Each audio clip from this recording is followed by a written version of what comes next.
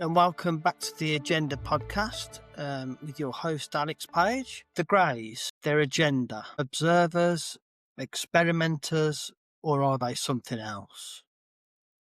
For decades, they've been described the same way: small bodies, grey skin, elongated heads, and large black eyes that seem to look straight through you. They don't roar, they don't threaten, they observe. Tonight we're talking about the Greys and the question that refuses to go away. Do they have an agenda? And if they do, what is it? The Greys, who are they?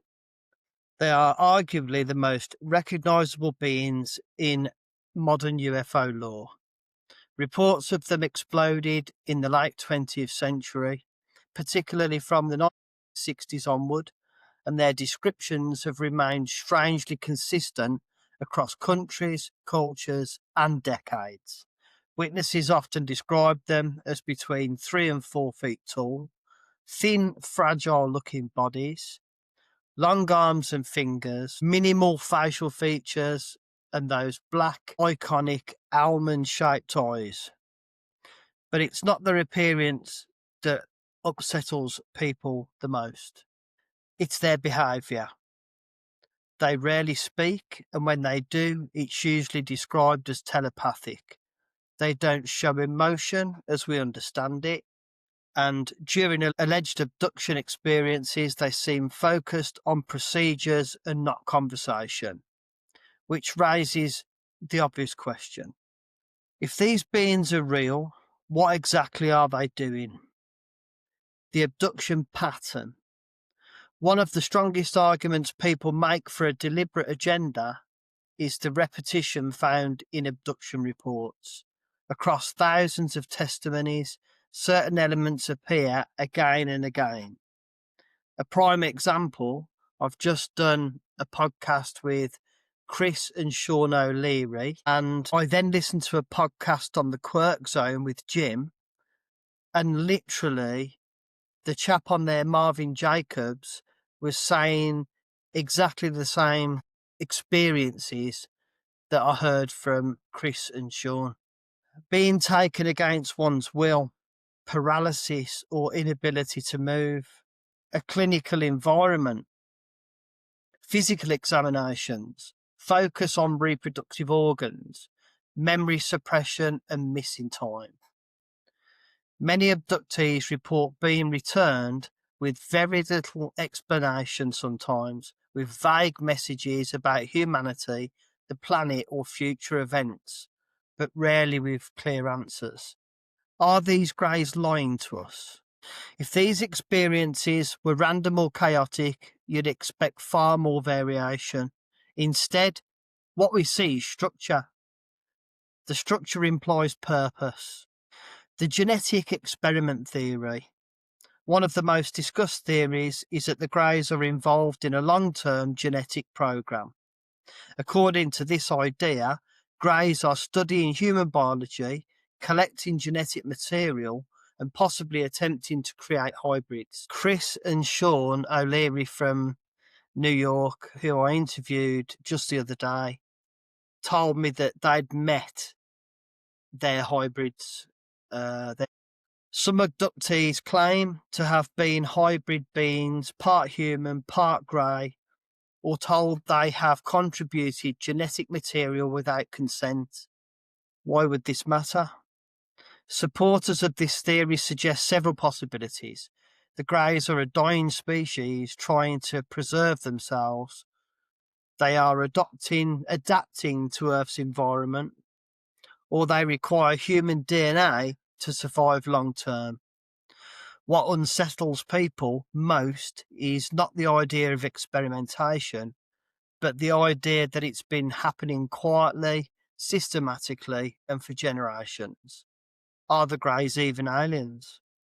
Other increasingly popular idea is that the Greys may not be extraterrestrial in the traditional sense, but some researchers are suggesting they could be interdimensional beings, time travelers from a future Earth, artificial or biological drones created by another intelligence, In this framework, the Greys are not individuals with personalities, but tools.